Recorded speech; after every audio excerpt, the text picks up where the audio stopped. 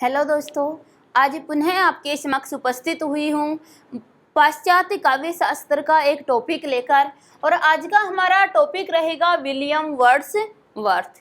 दोस्तों, यदि आपने पीछे की क्लासेज नहीं देखी है तो कहना चाहेंगे अवश्य देख लीजिए। इससे पीछे की क्लासेज में पाश्चात्य काव्य शास्त्र में सबसे पहले प्लेटो से संबंधित संपूर्ण जानकारी आपके समक्ष प्रस्तुत की। उससे आगे की जो क्लास है उसमें प्लेटो के शिष्य अरस्तु की संपूर्ण जानकारी आपकी समक्ष लेकर आई। और आज का टॉपिक है विलियम वर्ड्सवर्थ। दोस्तों, पाश्चात्य काव्य शास्त्र की यदि हम बात करते हैं तो पाश्चात्य काव्य शास्त्र जहां पर हिंदी साहित्य आता है वहां पाश्चात्य काव्य शास्त्र से क्वेश्चन पूछा ही जाता है। यदि बात करते हैं यूजीसी नेट की तो यूजीसी नेट में यहां से 4 से 5 क्वेश्चन आने की संभावना पाई जाती है पाश्चात्य काव्य शास्त्र से। और पाश्चात्य काव्य शास्त्र एक नीरस टॉपिक होता है, लेकिन कोशिश करती हूँ कि इसको सारयुक्त बनाया जाए, यह टॉपिक आपका नीरस ना रहे, एक इंटरेस्टिंग टॉपिक आपके लिए बन जाए, एक रुचिकर टॉपिक बन जाए। कोशिश यही होती है कि आसान से आसान तरीके के साथ आपके समक्ष ये प्रस्तुत किया जाए। फिर भी कहना चाहेंगे यदि आपको ये अच्छे से समझ आ रहा है तो आप कमेंट करके अवश्य बताएं, और यदि यह आपको अच्छे से समझ नहीं आ रहा है तो भी आप कमेंट करना ना भूलें, क्योंकि मेरा मकसद है आप लोगों को पाश्चात्य काव्य शास्त्र में रुचि जागृत करना और अच्छे से उसे समझाना, ताकि किसी भी एग्जाम के क्वेश्चन गलत नहीं होंगे।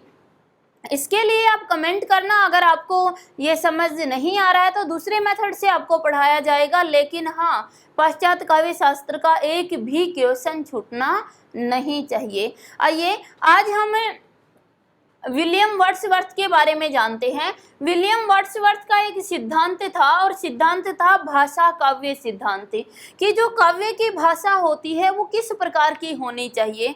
भाषा काव्य सिद्धांत समझने से पहले हम कुछ विलियम वर्ड्सवर्थ के बारे में जान लेते हैं, ताकि हमारी एक पृष्ठभूमि तैयार हो जाए और फिर हम इनके भाषा काव्य सिद्धांत को आसानी से समझ पाए। देखिए, विलियम वर्ड्सवर्थ थे, इनका जन्म 1770 ईस्वी में हुआ था और इनकी मृत्यु 1850 ईस्वी में मानी जाती है। ये इंग्लैंड के वासी थे, इनका जन्म स्थान इंग्लैंड था और कोलरिज के मित्र थे। दोस्तों, यह क्वेश्चन भी कई बार पूछ लिया जाता है कि कोलरिज के मित्र कौन थे, तो कोलरिज के मित्र कौन थे? आपके विलियम वर्ड्सवर्थ थे। विलियम वर्ड्सवर्थ और कोलरिज ने दोनों ने सहलेखन में भी एक ग्रंथ की रचना की, एक काव्य संग्रह की रचना की, जो आगे हम प्रस्तुत करने वाले हैं। देखिएगा, इनके मित्र कौन थे? कोलरिज थे। इनकी उपाधि जो वर्ड्सवर्थ थे, उनकी उपाधि कौन सी थी? पोएट लारियट की। दोस्तों, उपाधि भी बहुत बार पूछ ली जाती है। पोएट लारियट की उपाधि इन्हें दी गई थी। इनका सिद्धांत था भाषा काव्य सिद्धांत।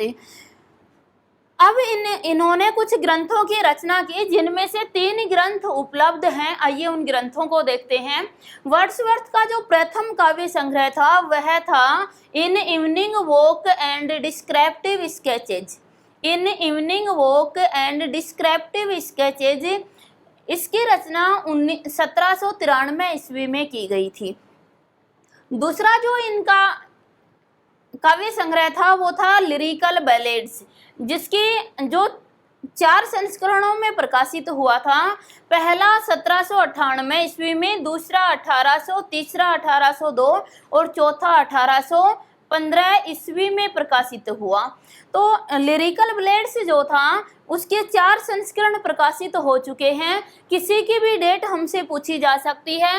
पहला 1798 ईस्वी में, दूसरा 1800, तीसरा 1802 और चौथा 1815 ईस्वी में प्रकाशित हुआ था। जो लिरिकल बैलेड्स हैं, यह कोलरिज के सहलेखन में लिखी गया ग्रंथ था। विलियम वर्ड्सवर्थ और इनके मित्र जो कोलरिज थे, उन दोनों ने सहलेखन में एक काव्य संग्रह का निर्माण किया, और वो था लिरिकल बैलेड्स। लिरिकल बैलेड्स जो है इसे स्वच्छंदतावाद काव्य आंदोलन का घोषणा पत्र माना जाता है। बहुत ही महत्वपूर्ण जानकारी है, बहुत बार हमसे पूछा जाता है कि बताइए विलियम वर्ड्सवर्थ की कौन सी ग्रंथ को स्वच्छंदतावाद का घोषणा पत्र कहा जाता है। तो स्वच्छंदतावाद का घोषणा पत्र किसको कहा जाता है? लिरिकल बैलेड्स को कहा जाता है। उसके बाद इनका जो अंतिम काव्य संग्रह था वो था द प्रेलूड। द प्रेलूड इनका अंतिम काव्य संग्रह माना गया और in evening walk and descriptive sketches इनका प्रथम काव्य संग्रह माना गया। इन्होंने अन्य काव्य संग्रह का भी निर्माण किया, की भी रचना की, लेकिन केवल 3 ही उपस्थित हैं। इतना अवश्य ध्यान रखना कि जो पहला था वह आपका in evening walk and descriptive sketches था और जो अंतिम काव्य संग्रह था वो था इनका द प्रेलूड था। द प्रेलूड इनका अंतिम काव्य संग्रह माना जाता है। तो इस आधार पे भी क्वेश्चन हमारे समक्ष बना दिया जाता है। ये 3 रचनाएं थी किसकी? विलियम वर्ड्सवर्थ की। दोस्तों विलियम वर्ड्सवर्थ की जो रचनाएं हैं, कहते हैं कि पाश्चात्य काव्य शास्त्र में रचनाएं याद करना बहुत कठिन होता है। दोस्तों कोई भी रचना याद करना कठिन नहीं होता यदि आप उसे लॉजिक से जोड़ लेते हो। यदि लॉजिक से जोड़ते हो तो कभी भी आप उसको भूल नहीं सकते और वो स्थायी याद हो जाती है आपको। देखिए हमने बनाया, जब हम पाश्चात्य काव्य शास्त्री पढ़ रहे थे तो उस समय हमने देखा कि एक ट्रिक आपको बताई गई थी कि शुक्र है प्लेट में अरस्तु खाना खाते। सबसे पहले सुकरात था, फिर प्लेटो था, फिर अरस्तु था। तो वहां हमने कोड बनाते हुए देखा कि शुक्र है, कोड बनाया कि शुक्र है प्लेट में अरस्तु खाना खाते हैं, लेकिन ये बड़े ही लुंजे आदमी होते हैं, यानी लोंजाइनस, बड़े ही लुंजे आदमी होते हैं, दांतों से फाड़ फाड़ के खाते हैं। तो हम क्या कर जाते हैं? डर जाते हैं। डर से क्या बनाया था? ड्राइडेन। डर जाते हैं और फिर वर्ड्स बोलते हुए कहाँ चले जाते हैं? कॉलेज में चले जाते हैं। वर्ड से विलियम वर्ड्सवर्थ था और कॉलेज से कोलरिज था। तो बस हम उसी का उपयोग करते हैं। ये पूरा देखने के लिए आप पीछे की वीडियो देख सकते हो कि पूरे ट्रिक से इनको कालक्रम के अनुसार उसी वीडियो में एडजस्ट किया हुआ है और आपको आसानी से याद भी हो जाएगा। मैं यही रोक रही हूँ कि हम वर्ड्स बोलते हुए कहाँ चले जाते हैं? कॉलेज में चले जाते हैं। देखिए जब वर्ड्स बोलते हुए जाए तो हमने उस वर्ड से बनाया वर्ड्स वर्थ। तो वर्ड्स जब हम बोलते हुए जा रहे थे तो कैसे जा रहे थे? वर्ड्स बोलते हुए कहाँ जा रहे थे? हम इवनिंग वॉक पर जा रहे थे। यदि हम इवनिंग वॉक पर जाते हैं तो क्या बोलते हुए चले जाते हैं? वर्ड्स बोलते हुए चले जाते हैं। तो बस पहली पुस्तक इनकी याद हुई, in evening walk and descriptive sketches. तो इवनिंग वॉक को यहाँ से आप याद रखिए। यदि हम इवनिंग वॉक पर जाते हैं तो क्या बोलते हुए जाते हैं? वर्ड्स बोलते हुए चले जाते हैं।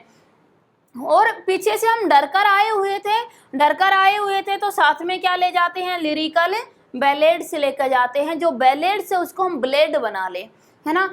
हम डर कर आए हुए थे तो अब इवनिंग वॉक पर जाते जाते क्या बोल रहे हैं? वर्ड्स बोल रहे हैं। तो इवनिंग वॉक किसकी है? विलियम वर्ड्सवर्थ की है। और वर्ड्स बोलते हुए जा रहे हैं इवनिंग वॉक पर, साथ में क्या लेकर जा रहे हैं? लिरिकल बैलेड्स लेकर जा रहे हैं, ब्लेड लेकर जा रहे हैं, ताकि हमें और किसी से डर ना हो, भय ना हो। हम ब्लेड लेकर जा रहे हैं तो बैलेड से है, इसको हम ब्लेड बना लें। बैलेड लेकर जा रहे हैं तो जब बैलेड सामने वाले व्यक्ति को दिखाई देता है तो क्या करता है? द प्रेलूड कर देता है, यानी प्रेलूड को सैल्यूट बना दे।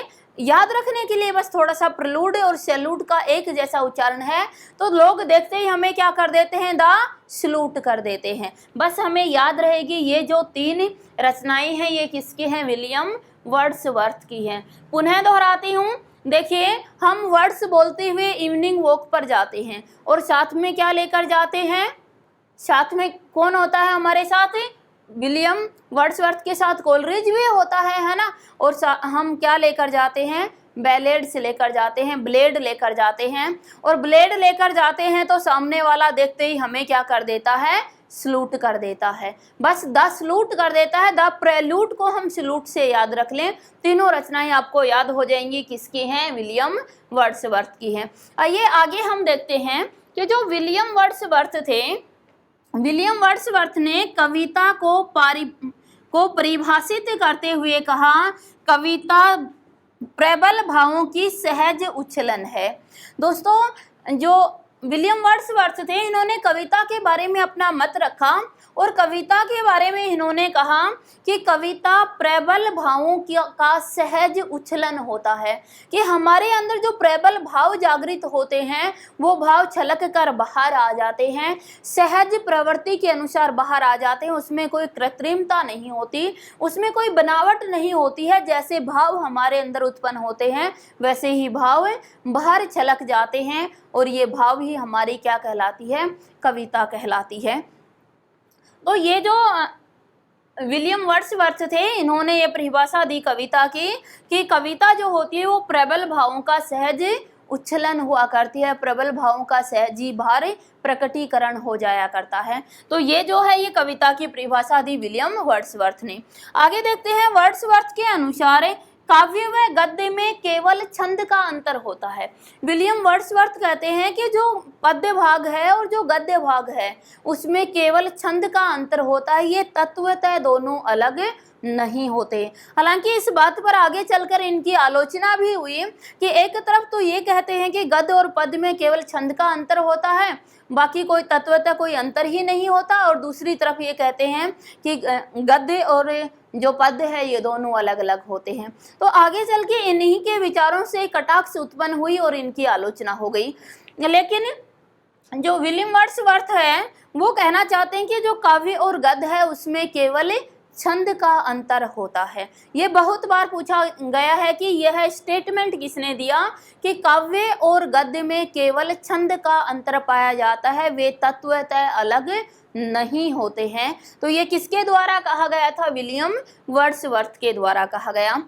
उसके आगे है कि वर्ड्सवर्थ एकमात्र ऐसे कवि थे जिनमें सहज सौंदर्य भाव और अबाधित भाव प्रवणता पाई जाती थी। अगर पाश्चात्य काव्य शास्त्र की बात करते हैं तो पाश्चात्य काव्य शास्त्र में एकमात्र विलियम वर्ड्सवर्थ ऐसे कवि थे जिन्होंने सहज सौंदर्य भाव और अबाध भाव प्रवणता पर बल दिया था। इन्होंने कहा कविता कृत्रिम नहीं होती है, कविता कभी भी ये कहें कि अनुकृति नहीं होती है, कविता तो सहज रूप में उत्पन्न होती है और सहज ही भाषा के द्वारा बाहर उच्छलित हो जाती है, बाहर प्रकट हो जाती है, ये कविता होती है। तो पाश्चात्य काव्य शास्त्र का एकमात्र कवि कौन है, विलियम वर्ड्सवर्थ है, जिन्होंने कहा कि जो कविता होती है वह सहज सौंदर्य भाव होता है और सहज ही उसका प्रकटीकरण भी हो जाया करता है। उसके बाद हम देख रहे हैं कि विलियम वर्ड्सवर्थ थे, इन्होंने 1970 ईस्वी में फ्रांस, इटली और आल्प्स पर्वत की पैदल यात्रा की। यह क्वेश्चन भी बहुत बार पूछा गया है, कौन सा पाश्चात्य काव्य शास्त्री जो है, कवि जो है वो फ्रांस, इटली और आल्प्स पर्वत की पैदल यात्रा की। तो किसने की, विलियम वर्ड्सवर्थ ने की। जब ये यात्रा पैदल यात्रा कर रहे थे तो इनका जो आल्प्स पर्वत है वहां से इनका सौंदर्य भाव प्रभावित माना जाता है। यह क्वेश्चन भी पूछा जाता है कि विलियम वर्ड्सवर्थ के सौंदर्य भाव पर किसका प्रभाव सबसे अधिक था, तो किसका प्रभाव सबसे अधिक था, आल्प्स पर्वत का प्रभाव सबसे अधिक पड़ा। इनका जो सौंदर्य भाव था, जो आल्प्स पर्वत की जो प्राकृतिक सौंदर्य था उसका इनके सौंदर्य भाव पर बहुत अधिक प्रभाव पाया गया। और जब ये फ्रांस में पहुंचे तो जो फ्रांसीसी क्रांति थी उस क्रांति से इनकी आलोचना प्रभावित हुई। जब इन्होंने क्रांति के परिणामों को देखा तो उन परिणामों से इनका जो क्रिटिसाइज करने का जो गुण था वो भी प्रभावित हो गया, जो आलोचना करने का गुण था वो भी प्रभावित हुआ। तो विलियम वर्ड्सवर्थ के आलोचना पर किसका प्रभाव दिखाई देता है, फ्रांस की क्रांति का प्रभाव दिखाई देता है। और इनके सौंदर्य भाव पर किसका प्रभाव सर्वाधिक पड़ा, तो आल्प्स पर्वत की प्राकृतिक सौंदर्यता का प्रभाव सबसे अधिक इसके ऊपर दिखाई देता है। आगे हम देखते हैं, ये थे विलियम वर्ड्सवर्थ के बारे में कुछ कॉमन जानकारी कि विलियम वर्ड्सवर्थ के विचार क्या थे। आपको समझ आया होगा कि जो विलियम वर्ड्सवर्थ है उन्होंने कविता की भाषा के ऊपर काम किया। उन्होंने कहा कि एक कवि की जो भाषा होती है वो सहज होती है। एक कवि के अंदर जो कविता होती है वह सहज उत्पन्न होने वाला गुण हुआ करता है, वह सौंदर्य भाव से युक्त होती है और ये कृत्रिमता को छोड़कर वह सहज और स्वाभाविक रूप में बाहर प्रस्फुटित हो जाती है, मुख से बाहर निकल जाती है, वो कविता होती है। जैसे इससे पहले हम पढ़कर आए थे कि प्लेटो कहते हैं कि जो कविता है वह फोटोकॉपी की फोटोकॉपी है। उसके बाद अरस्तु को हमने पढ़ा, अरस्तु जी कहते हैं कि जो कविता है वह अनुकरण ही है, लेकिन बस थोड़ा सा अंतर अपने गुरु के विचारों में कर दिया कि ये जो अनुकरण है ये आंतरिक है, ये बाहरी नहीं है। यहाँ आकर हम देख रहे हैं कि जो विलियम वर्ड्सवर्थ हैं, इन्होंने कहा कविता कभी भी अनुकरण नहीं होती है, काव्य कभी भी किसी का अनुकरण नहीं होता। काव्य तो सहज प्रबल भावों का बाहर प्रकटीकरण हुआ करता है और ये सहज प्रबल भाव, इनमें कृत्रिमता लेस मात्र भी नहीं होती है, ये कभी किसी का अनुकरण नहीं हो सकता है। तो इन्होंने एक कवि को सृजनात्मक व्यक्ति बताया कि उनके भीतर सहज ही जो गुण होते हैं उनका सृजन होता रहता है, नए नए गुण उत्पन्न होते रहते हैं, नए नए भाव उत्पन्न होते हैं और उन भावों से कविता का निर्माण किया जाता है। आइए अब हम देख रहे हैं कि विलियम वर्ड्सवर्थ का जो भाषा काव्य सिद्धांत था, भाषा काव्य सिद्धांत में इन्होंने क्या कहा कि जो भाषा है, काव्य की जो भाषा है वो कैसी होनी चाहिए, काव्य की भाषा पहले कैसी थी और 18वीं शताब्दी में कैसी है, इन सभी चीज़ों के सभी बातों पर इन्होंने अपना विस्तृत वर्णन प्रस्तुत किया। आइए हम भी देखते हैं कि जो विलियम वर्ड्सवर्थ हैं, इनका जो भाषा काव्य सिद्धांत है, इसमें इन्होंने कहा कि जो काव्य की भाषा होती है यह ग्रामीणों की दैनिक बोलचाल की भाषा होनी चाहिए। बहुत ही अच्छा स्टेटमेंट इन्होंने यहाँ पर रखा कि जो काव्य की भाषा होती है वो भाषा कैसी होनी चाहिए, ग्रामीणों की दैनिक बोलचाल की भाषा होनी चाहिए, क्योंकि ग्रामीणों की जो दैनिक बोलचाल की भाषा होती है उसमें अपनापन पाया जाता है, उसके अंदर सच्चाई पाई जाती है। जब हम कृत्रिमता की ओर बढ़ते हैं तो वहाँ बनावटीपन आ जाता है। उन्होंने कहा कि जो काव्य की भाषा है वो ग्रामीणों के दैनिक बोलचाल की भाषा होनी चाहिए। ध्यान रखिएगा, इन्होंने कहा ग्रामीणों की दैनिक बोलचाल की भाषा होनी चाहिए, परंतु वह ग्रामत्व दोष से युक्त नहीं होनी चाहिए।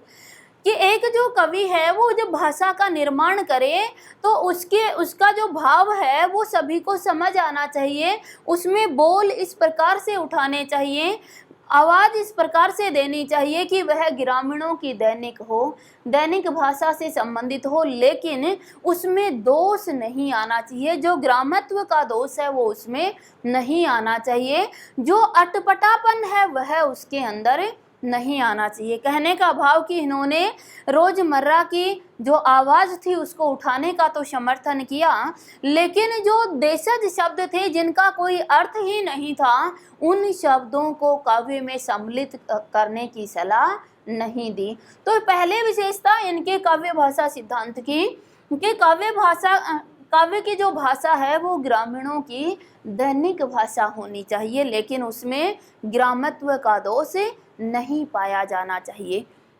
दूसरी विशेषता है कि काव्य व गद्य की भाषा में कोई तात्विक भेद नहीं होता है। ये कहना चाहते हैं कि जो काव्य है यानी जो पद है और जो गद्य भाग है उन दोनों की भाषा में तत्वतः कोई अंतर नहीं होना चाहिए। इन दोनों की भाषा तात्विक रूप से एक ही होनी चाहिए, यानी चाहे हम गद्य का निर्माण करें चाहे हम पद्य का निर्माण करें, दोनों के भाव सभी को समझ आ जाने चाहिए। उसके अंदर तत्वतः कोई अंतर नहीं आना चाहिए। बस अंतर आए तो किसका आए, छंद का अंतर आ जाए, ताकि जो गद्य भाग है वो छंदों के माध्यम से गेय हो जाए और जो जो गद्य भाग है उसमें छंद नहीं होने चाहिए और जो पद्य भाग है उसमें छंदों के आधार पर गेय आत्मकता आ जानी चाहिए, यानी वो गेय हो जाना चाहिए।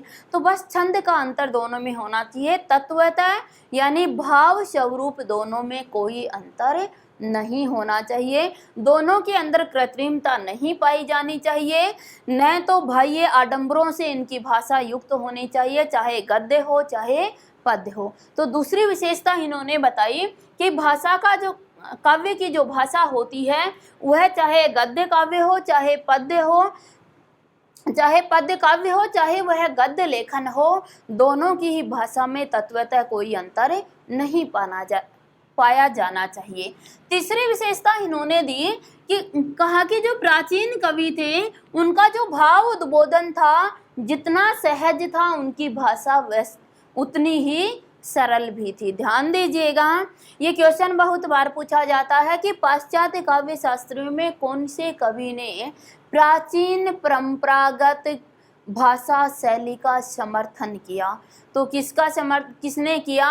विलियम वर्ड्सवर्थ ने कहा। इन्होंने कहा जो प्राचीन कवि हैं उनका जितना सहज भाव उद्बोधन था उतनी ही सरल उनकी भाषा भी थी। तो जो परंपरागत भाषा शैली है, जो प्राकृतिक भाषा शैली है, उसका समर्थन किया किसने? विलियम वर्ड्सवर्थ ने। जब विलियम वर्ड्सवर्थ काव्य के क्षेत्र में आए तो इन्होंने देखा कि उस समय की जो भाषा थी वो भाषा बहुत ही कलुषित भाषा हो चुकी थी, बहुत ही क्लिष्ट भाषा का प्रयोग वहाँ किया जा रहा था। जब इनका काव्य शास्त्र में आगमन हुआ तो इन्होंने देखा कि वहाँ बहुत ही ये कहें कि बड़ेपन को लेकर भाषा का प्रयोग किया जा रहा था। भाषा बहुत ही बाह्य आडंबरों से ग्रसित हो चुकी थी। तो उन्होंने वर्तमान समय की भाषा का विरोध कर अपनी सहज और स्वाभाविक भाषा शैली के ऊपर बल दिया। आइए आगे हम देखते हैं कि विलियम वर्ड्सवर्थ ने प्राकृतिक व सहज स्वाभाविक शैली का समर्थन किया कि जिस समय वर्तमान समय में जिस प्रकार से काव्य की भाषा आडंबर युक्त हो चुकी थी उसका इन्होंने विरोध किया और सहज और स्वाभाविक भाषा शैली पर इन्होंने बल दिया। आगे हम देखते हैं कि वर्ड्सवर्थ कहते हैं कि जो परंपरागत युक्तियों, मानवीकरण, वक्रोक्ति और पौराणिक जो दंत कथाएं हैं उनका इन्होंने काव्य हेतु उन्हें उपयुक्त नहीं माना। आगे हम देखने जा रहे हैं कि जो विलियम वर्ड्सवर्थ थे इन्होंने कहा कि जो काव्य है, काव्य के लिए इन्होंने उपयुक्त नहीं माना कि परंपरागत युक्तियों का प्रयोग किया जाए या फिर मानवीकरण अलंकार का प्रयोग किया जाए या वक्रोक्ति का प्रयोग किया जाए। दोस्तों यहाँ ध्यान दीजिएगा, जो मानवीकरण होता है उसमें मानवीकरण आवाज में क्या होता है कि जो मानवीकरण है इसमें जड़ प्रकृति को मानव की संज्ञा दे दी जाती है। यानी जो जड़ प्रकृति है इस प्रकृति में कृत्रिमता लाके इस प्रकार से दिखाया जाता है कि वह मानव के जैसा व्यवहार कर रही है। जैसे आपने देखा होगा कि एक उदाहरण आता है इसका कि फूल हंसे कलियां मुस्काई। अब फूल ना तो हंस सकते और ना ही कलियां मुस्कुरा सकती हैं, ये तो एक सजीव प्राणी ही कर सकता है, यानी एक मानव प्राणी ही कर सकता है। तो नायिका का जो आरोप था वो जड़ प्रकृति के ऊपर कर दिया गया है, यानी जड़ प्रकृति को नायिका के जैसा हमारे समक्ष प्रस्तुत कर दिया है ना। जैसे कहते हैं कि देखो जो बादल है ना ये कितने उमड़ घुमड़ कर सज कर संवर कर आ रहे हैं, उनका उमड़ना घुमड़ना है उसे सजना और संवरने का नाम कवि ने दे दिया। ये जो वर्ड्सवर्थ जी हैं ये कहते हैं कि ऐसी भाषा काव्य के लिए उपयुक्त नहीं होती है। काव्य के लिए जितने सहज और स्वाभाविक भाव की भाषा प्रस्तुत की जाए काव्य का प्रभाव उतना ही अधिक गहरा पाया जाता है। तो इन्होंने कहा कि काव्य के लिए ना तो परंपरागत जो युक्तियां चली आ रही हैं वो उपयुक्त हैं, ना ही मानवीकरण भाषा उपयुक्त है और ना ही वक्रोक्ति भाषा उपयुक्त है। वक्रोक्ति में भी आपने देखा होगा कि वक्रोक्ति भाषा वह भाषा होती है जिसमें शब्द कुछ और कहे जाते हैं और उसके पीछे का व्यंग कुछ और होता है। जैसे किसी को हम कुछ भी कह देते हैं, हम कहते हैं कि अच्छा तुमसे तो बात ही नहीं करनी, तुमसे तो बात ही नहीं करनी, यानी कि इसका शब्दार्थ तो क्या निकल रहा है कि मैं तुमसे बात नहीं करना चाहता हूँ, लेकिन ये बहुत ही वक्र अर्थ में प्रयोग किया गया। सामने वाला इसका अर्थ कुछ गलत धारण कर लेता है, कुछ उल्टा धारण कर लेता है, क्योंकि ये बातें इसी प्रसंग में कही जाती है, इसी व्यंग में कही जाती है कि सामने वाला उसका अर्थ शब्दार्थ न लेकर वक्र अर्थ को ग्रहण कर लेता है। तो अच्छा, तो बात करने के लायक नहीं है, इट मीन्स तुम्हारे अंदर बुद्धि की कमी है। हम सीधा सीधा ये नहीं कहते कि तू मूर्ख है, लेकिन बस उस बात को घुमाकर हम शब्दों में बांध देते और कहते हैं कि तू तो बात करने के लायक नहीं है। तो दोस्तों, ये जो वक्रपन है, ये जो टेढ़ापन है भाषा का, वर्ड्सवर्थ कहते हैं, मुझे ये भी काव्य के लिए स्वीकार्य नहीं है। आगे इन्होंने कहा कि जो पौराणिक दंत कथाएं चल रही हैं उसको भी काव्य का आधार क्यों बनाते हो? काव्य का आधार तुम्हारे अपने भाव होने चाहिए, तुम्हारी अपनी कथा होनी चाहिए। काव्य का जो आधार है वो सहज विचार होने चाहिए। किसी दूसरे के विचारों को छीना हुआ, किसी दूसरे की भाषा को बोलता हुआ कृत्रिमता अवश्य धारण करता है। इसलिए इन्होंने कहा कि जो पौराणिक दंत कथाएं हैं वो भी काव्य के लिए उपयुक्त नहीं है, और जो भावाभास आदि का जो आडंबर है वो भी काव्य के लिए उपयुक्त नहीं है। आगे वर्ड्सवर्थ कहना चाहते हैं कि आधुनिक युग में भाषा के दो रूप प्रचलित थे। इन्होंने कहा कि जिस समय वर्ड्सवर्थ 18वीं शताब्दी में जब वर्ड्सवर्थ आए, तो इन्होंने कहा कि उसी समय जो 18वीं सदी थी, उसी सदी में भाषा के दो रूप प्रचलित थे। एक भाषा निम्न भाषा मानी जाती थी और दूसरी भाषा उच्च भाषा मानी जाती थी। एक भाषा निम्न भाषा थी और दूसरी उच्च भाषा थी। जो निम्न भाषा मानी जाती थी वो भाषा आम बोलचाल की भाषा होती थी, ग्रामीणों की भाषा को कहते थे, और जो उच्च भाषा थी यह आडंबर युक्त और कृत्रिमता को लिए हुए भाषा होती थी।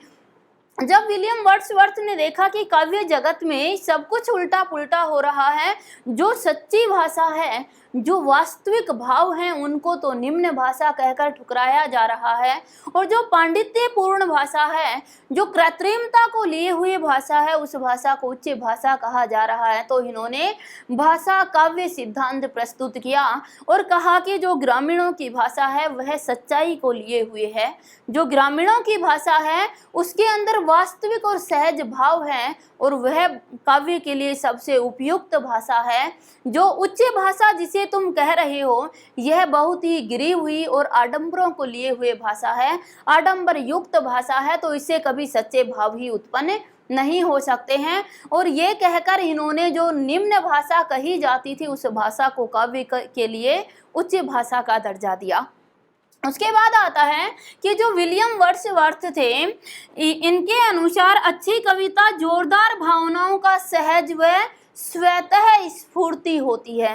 कहते हैं कि जो अच्छी कविता होती है, कविता वही अच्छी है जिसमें जोरदार भावनाओं की स्फूर्ति होती है, कि जो अंदर की प्रबल भावनाएं होती हैं वो धमाके के साथ समाज के समक्ष प्रफुटित हो जाती हैं, समाज के समक्ष प्रकट हो जाती हैं, और उन भावों का जो प्रभाव है ये बहुत ही पाठक पर गहरा पड़ता है, दर्शक पर बहुत गहरी छाप ये भाव छोड़ जाते हैं। तो इन्होंने कहा कि जो कविता के लिए सबसे अच्छी भाषा है वह भाषा सहज उसकी स्फूर्ति होनी चाहिए, सहज और प्राकृतिक भाषा होनी चाहिए।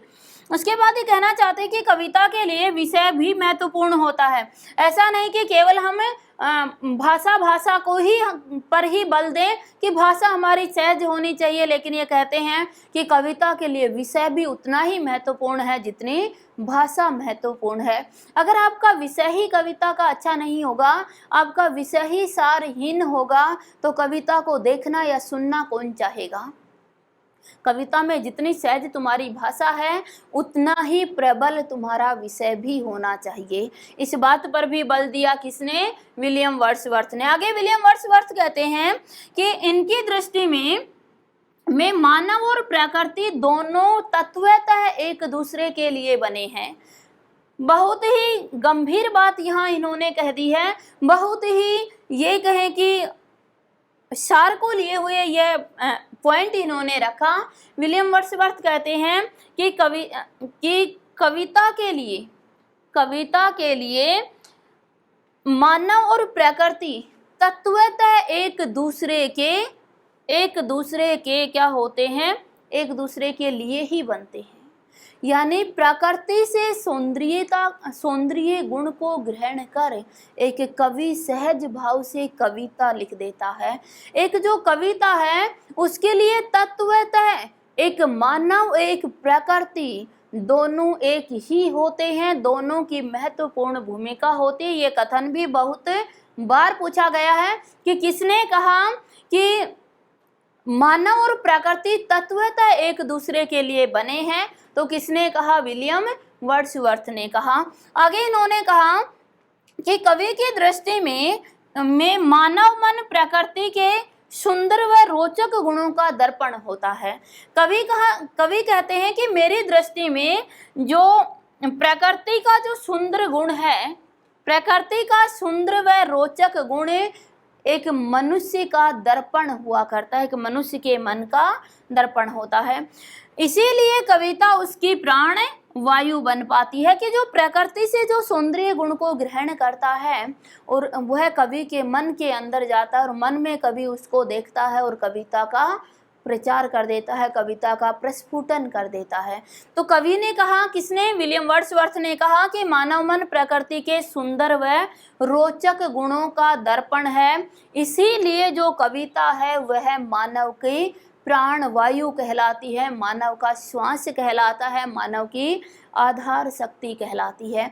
और यही कारण था कि विलियम वर्ड्सवर्थ कहते हैं कि कविता का जो जन्म है वो आंतरिक भावों से हुआ करता है, सहज भावों से होता है, जिस पर प्राकृतिक जो वातावरण होता है उसका गहरा प्रभाव दिखाई देता है। जैसा हमने देखा कि जब ये पैदल यात्रा पर निकले तो वहाँ जो अल्पस पर्वत है, उसे अल्पस पर्वत के का जो सौंदर्य गुण था वो इनके मन को प्रभावित कर गया, इनके काव्य के सौंदर्य गुण को भी प्रभावित कर गया। तो ये विचार थे हमारे किसके? विलियम वर्ड्सवर्थ के, और ये था इनका भाषा काव्य सिद्धांत। आशा रखती हूँ यह आपको अच्छे से समझ आया होगा। बस दो बातों पर इन्होंने बल दिया कि जो कविता की भाषा है वो कैसी होनी चाहिए और जो कविता का विषय है वो भी कैसा होना चाहिए। और एक कवि का जो ये भावों को प्रकट करने की जो शैली है वो भी सहज और स्वाभाविक ही होनी चाहिए। उसमें कहीं पर भी वक्र गुण का या मानवीकरण गुण का प्रभाव नहीं दिखाई देना चाहिए, वह बाह्य आडंबरों से युक्त होनी चाहिए। और जो उस समय प्रचलित सबसे निम्न भाषा थी उसी को इन्होंने सबसे उच्च भाषा का दर्जा दिलाया। तो ये थे हमारे विलियम वर्ड्सवर्थ के विचार। और विलियम वर्ड्सवर्थ की पुस्तक बहुत बार पूछी जाती है, इनका काव्य संग्रह बहुत बार पूछा जाता है, तो इसको भी एक बार पुनः देख लीजिए और याद रखिएगा कि ये तीन मुख्य जो काव्य संग्रह थे ये किसके थे? विलियम वर्ड्सवर्थ के थे। आशा रखती हूँ सभी को अच्छे से समझ आया होगा, और समझ आया तो अंतिम चलते चलते ये कहना चाहती हूँ कि वीडियो को लाइक अवश्य कर दीजिएगा, कमेंट कीजिए, जैसा भी आपको लगता है वैसा कमेंट करके मुझे बताइए ताकि आगे की वीडियो में आपके लिए और भी प्रभावी तरीके से शैली को प्रस्तुत कर सकूँ। धन्यवाद।